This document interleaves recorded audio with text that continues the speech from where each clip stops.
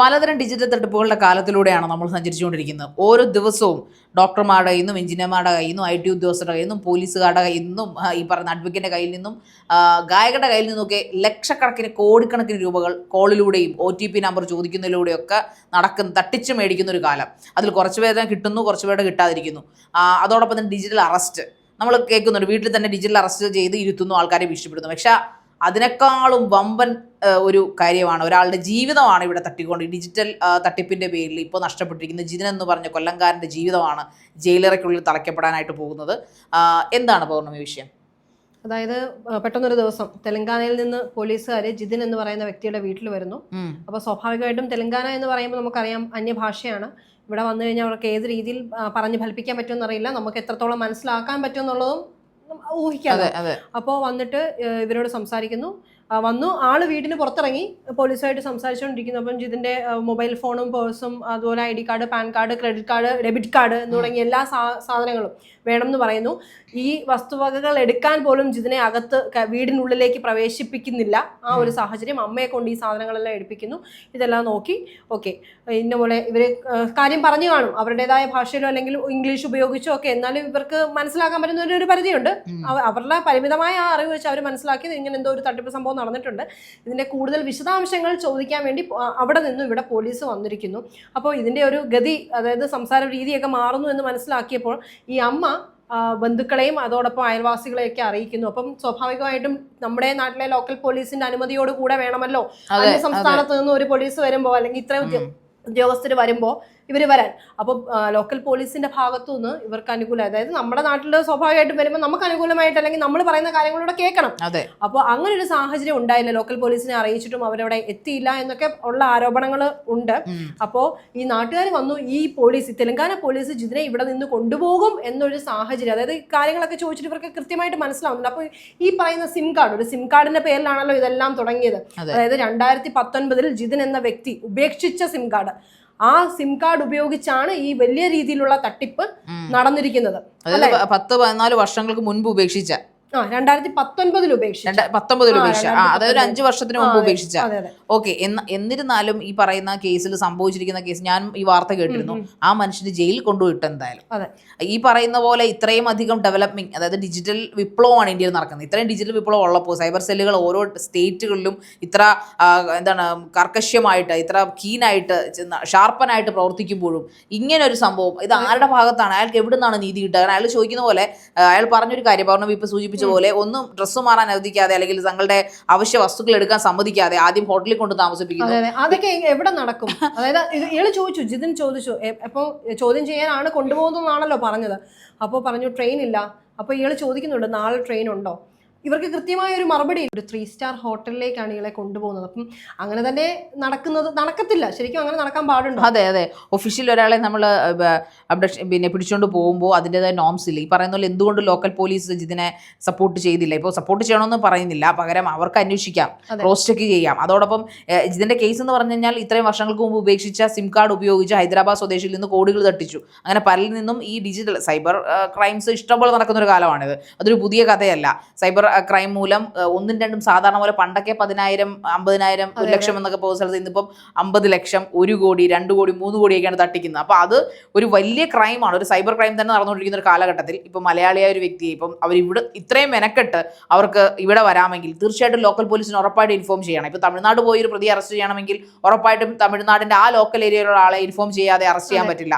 പിന്നെ എങ്ങനെ ജിതിന്റെ കാര്യത്തിൽ മാത്രം ഇത് സംഭവിച്ചു? ഇതൊരു പേഴ്സണൽ വൈരാഗ്യം തീർക്കാൻ വേണ്ടിയിട്ടാണോ? മാത്രമല്ല ജിതിൻ പറയുന്നുണ്ട്, ജിതിനെ കൊണ്ട് അവിടെ അറസ്റ്റ് ചെയ്ത് ജയിലിലിട്ടതിന് ശേഷമാണ് മനസ്സിലാകുന്നത് എന്തൊരു കളിയാണ്, വേറൊന്നും കൊണ്ടല്ല. അളിയൻ, അതായത് ജിതിന്റെ ഭാര്യയുടെ ആങ്ങളെ ചെല്ലുമ്പോഴേ പറയുന്നുണ്ട്. അതിനൊക്കെ മുമ്പ് ഈ പോലീസ് ഇവിടെ എത്തുന്ന ഈ സിം കാർഡ് ട്രൂ കോളറിൽ ജിതിന്റെ പേര് കണ്ടിട്ടാണ്. അപ്പൊ ജിതിൻ ഇവിടെ വന്ന് ജിതിന്റെ അടുത്ത് വന്നു, ഈ ID കാർഡും കാര്യങ്ങളും എല്ലാം വാങ്ങി, വലിയ പ്രശ്നങ്ങളൊന്നും തോന്നിയില്ല. അപ്പൊ എന്താ, ട്രൂ കോളറിൽ സ്വാതി ജിതിൻ എന്നാണ് കിടന്നത്. അതായത് സ്വാതി എന്ന് പറയുന്നത് വൈഫാണ്. അപ്പൊ വൈഫ് ആ സമയത്ത് ഈ പോലീസ് വരുന്ന സമയത്ത് ജിതിന്റെ വീട്ടിലുണ്ടായിരുന്നില്ല, വൈഫിന്റെ വീട്ടിലായിരുന്നു.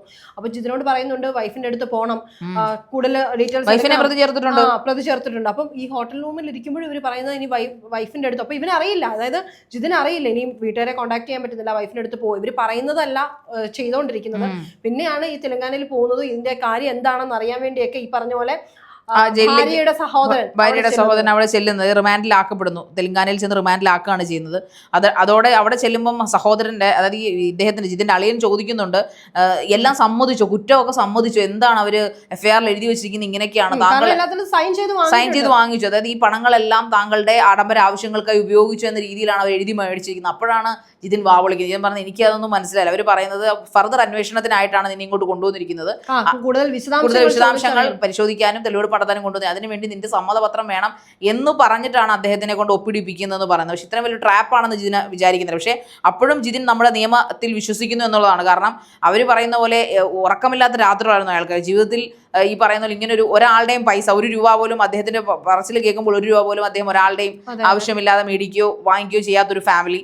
അതോടൊപ്പം തന്നെ ഇതിനൊരു അവർ ചോദിക്കുന്ന പോലെ യഥാർത്ഥ പ്രതികൾ പുറത്തു കൊണ്ടുവരും, തീർച്ചയായിട്ടും വേണം. പക്ഷെ അതോടൊപ്പം എന്തിനാണ് ഇങ്ങനെ കുറ്റത്തിന് നിരപരാധികൾ, അതെ കുടുംബം മൊത്തം, ഇവൻ ഭാര്യ പ്രതി, ഭർത്താവ് പ്രതി, ഒരു തെറ്റ് ചെയ്യാത്ത ഭാര്യ സിം ട്രൂ കോളറിൽ കണ്ടു എന്നതിന്റെ പേരിൽ മാത്രം.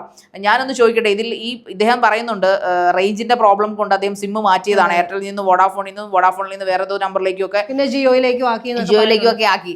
ആരാണ് ഇവിടുത്തെ ഇതിന്റെ കുറ്റക്കാരെന്ന് പറഞ്ഞാൽ തീർച്ചയായിട്ടും ഇതിൽ ടെലികോം കമ്പനികളുടെ ഒരു പ്രശ്നമുണ്ട്. ഈ തെലങ്കാന പോലീസിന്റെ കേസ് അവിടെ നമ്മൾക്ക് തീർച്ചയായിട്ടും തെലങ്കാന പോലീസിന്റെ ഭാഗത്ത് നല്ല അനാസ്ഥയുണ്ട്. അതോടൊപ്പം തന്നെ കേരള പോലീസിനെ പറയേണ്ടി വരും. ഇങ്ങനൊരു ഇൻഫർമേഷൻ അവിടെ ചെല്ലുമ്പോൾ സ്വന്തം നാട്ടിൽ, ഈ കൊല്ലം സ്റ്റേഷന്റെ പരിധിയിലായിരിക്കുമല്ലോ കൊല്ലം പോലീസ് സ്റ്റേഷൻ, അപ്പൊ അവിടുത്തെ എന്തുകൊണ്ട് പോലീസുകാർ അന്വേഷിച്ചില്ല? ഇപ്പൊ ഈ വാർത്ത വന്ന സ്ഥിതിക്ക് ഇതിന്റെ പുറകെ ആൾക്കാർ ഇനിയിപ്പോ വരും. പക്ഷെ അതിന് ആ പയ്യൻ നിരപരാധിയാണെങ്കിൽ അയാൾ അനുഭവിച്ച നാണക്കേട്, അയാളുടെ കുടുംബം അനുഭവിച്ച നാണക്കേട് ഇപ്പൊ ജാമ്യത്തിൽ ഇറങ്ങിയിട്ടേ ഉള്ളൂ. അല്ലാതെ സൈൻ ചെയ്യിപ്പിച്ചെന്ന് പറഞ്ഞു കഴിഞ്ഞാൽ ബ്ലഡ് രക്തബന്ധമുള്ള ആരെങ്കിലും സൈൻ ചെയ്യണം. അതായത് ഇതെല്ലാം അവരുടെ ഒരു ട്രാപ്പ് തന്നെയാണെന്ന് തന്നെ പറയാം. കാരണം എന്താണെന്ന് വെച്ചാൽ ഇവര് എഴുതിയിരിക്കുന്ന ഭാഷ നമുക്ക് മനസ്സിലാവുന്നില്ല. അപ്പം ഇതിനെ കൊണ്ട് ആദ്യം സൈൻ ചെയ്യിപ്പിച്ചു, എന്ത് കൂടുതൽ വിശദാംശങ്ങൾ ചോദിച്ചറിയാനാണെന്ന് പറഞ്ഞ് സൈൻ ചെയ്യിക്കുന്നു. അതിനുശേഷം ഇത് ജിതിനെ കൊണ്ടുപോകുന്നത് രക്തബന്ധത്തിലുള്ള ആരെങ്കിലും അറിഞ്ഞുകൊണ്ടാവണം എന്ന് കാണിച്ച് അമ്മയെ കൊണ്ട് സൈൻ ചെയ്യിപ്പിക്കുന്നു. പിന്നെ സാക്ഷിയായിട്ട് അയൽവാസിയായ ഒരാളെ കൊണ്ട് സൈൻ ചെയ്യിപ്പിക്കുന്നു. പിന്നെ മറ്റൊരു സുഹൃത്തിനെ കൊണ്ട് സൈൻ ചെയ്യിപ്പിക്കുന്നു. അപ്പൊ ഈ അയൽവാസികളൊക്കെ ഇപ്പം ജിതിൻ ഇപ്പൊ പുറത്തിറങ്ങി ജാമ്യത്തിൽ വന്നതിന് ശേഷം ജിതിൻ പറയുന്നുണ്ട്, ഈ അയൽവാസികളൊക്കെ പേടിച്ചിരിക്കുക. കാരണം ഇയാൾ സൈൻ ചെയ്ത് അയാൾക്കിനി എന്തെങ്കിലും പ്രശ്നം വരുമോ. മാത്രമല്ല ശാരിക, ഏറ്റവും വലിയൊരു കാര്യം ഇതിനകത്ത് ശ്രദ്ധിക്കേണ്ട, ഇയാളുടെ കയ്യിൽ നിന്ന് ഡെബിറ്റ് കാർഡും ക്രെഡിറ്റ് കാർഡും എല്ലാം പിടിച്ചെടുത്തു എന്ന് പറയുന്നു. ഈ വൈറ്റിലെ ഡെക്കാത്തലോൺ ഫേമസ് ആയിട്ടുള്ള ഒരു ഷോപ്പ്, അവിടെ നിന്നും ഈ പോലീസുകാര് ജിതിന്റെ കാർഡ് ഉപയോഗിച്ച്, ക്രെഡിറ്റ് കാർഡ് ഉപയോഗിച്ച് 4600ഓളം രൂപയ്ക്ക് പർച്ചേസ് വരെ നടത്തിയിട്ടുണ്ട്. എന്തൊരു അധപ്പതനമാണല്ലേ, എന്തൊരു അധപ്പതനമാണ്. ഈ തെലങ്കാന പോലീസിന് മാത്രം പ്രത്യേക നിയമമുണ്ടോ നമ്മുടെ ഇന്ത്യ മഹാരാജ്യത്ത്? എല്ലാ നിയമപാലകർക്കും ഒരേ നിയമം തന്നെയല്ലേ? അപ്പോൾ ആ നിയമം സംരക്ഷിക്കേണ്ടവർ, അതിന് അന്വേഷണ ഉദ്യോഗസ്ഥർ തീർച്ചയായിട്ടും എല്ലാ ആഴങ്ങളും കീറുമുറിച്ച് പരിശോധിക്കേണ്ടതായിട്ടുണ്ട്. തീർച്ചയായിട്ടും ഡിജിറ്റൽ ക്രൈം നടക്കുമ്പോൾ കുറച്ചുകൂടെ കോംപ്ലിക്കേറ്റഡ് ആണ് കാര്യങ്ങൾ.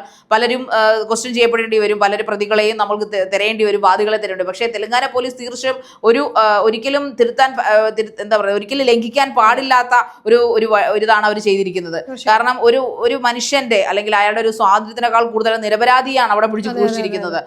അയാളുടെ മാനസിക നഷ്ടത്തിനും അയാൾ ഉണ്ടായ മാനനഷ്ടത്തിനും അയാൾക്കുണ്ടായ ആ ഒരു ട്രോമയ്ക്കും ഇവരെന്ത് മറുപടി? അയാൾ എന്തെങ്കിലും സൂയിസൈഡ് ചെയ്യുകയോ എന്തെങ്കിലും അറ്റംപ്റ്റ് ചെയ്യുകയോ ചെയ്തിരുന്നെങ്കിൽ ആര് മറുപടി പറയും? ഇതിനൊക്കെ ഈ തെലങ്കാന പോലീസിന്റെ പ്രതി ചേർക്കുമോ നമ്മുടെ ഗവൺമെന്റ്? ഇതിനൊക്കെ ഉത്തരം പറയേണ്ട തെലങ്കാന സർക്കാരും തെലങ്കാന പോലീസുകാരുമാണ്. കാരണം ആരോട് ചോദിച്ചിട്ടാണ്? ഈ ലോക്കൽ പോലീസിനൊന്നും മറുപടി പറഞ്ഞിട്ടില്ല. ഇവർ പറയുന്നത്, ജിതിനും ജിതിന്റെ ഫാമിലിയും പറയുന്നത്, ഞങ്ങൾ എന്തായാലും ഹൈക്കോടതിയിൽ അവരെ വക്കീലിനെ സമീപിച്ചിട്ടുണ്ട്, ഒരു വക്കീലിനെ വെക്കാൻ അവർ അനുവദിച്ചില്ല. വക്കീലിന്റെ സജഷൻ പറയുന്നത്, കമാൽ പാഷ അദ്ദേഹമൊക്കെ ചർച്ചകളിൽ ഇരുന്ന് പറഞ്ഞിരുന്നത്, തീർച്ചയായിട്ടും ഇനിയും ഇങ്ങനെ പല കേസ് 58ഓളം കേസുകളാണ്, ഡിജിറ്റൽ കേസുകളാണ് അവന്റെ തലയിൽ കെട്ടിവെച്ച്, ജിതിന്റെ തലയിൽ കെട്ടിവെച്ചിരിക്കുന്ന.